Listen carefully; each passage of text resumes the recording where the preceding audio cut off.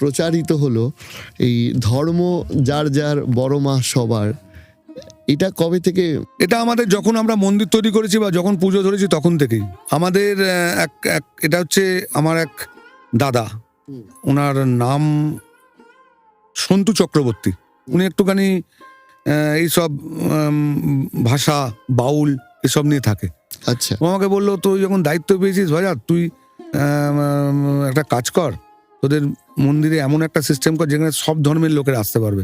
বললাম, তুমি তাহলে কিছু একটা আমাদের দাও যেটাকে নিয়ে আমরা করি, বড় মা লেখা থাকবে নিচে। সেরকম ও তখন এটা আমাদের বলেছিল, সব ধর্মের মানুষ আসতে পারে। আমি আপনাকে বলছি না, আগের দিন একটা পোস্ট হয়েছে আমাদের, কোনো একটা মিডিয়া একটা পোস্ট করেছে যে বড় মার হোমের কলা নিয়ে পোস্ট, মিনিটে 4টে পোস্ট হয়েছে।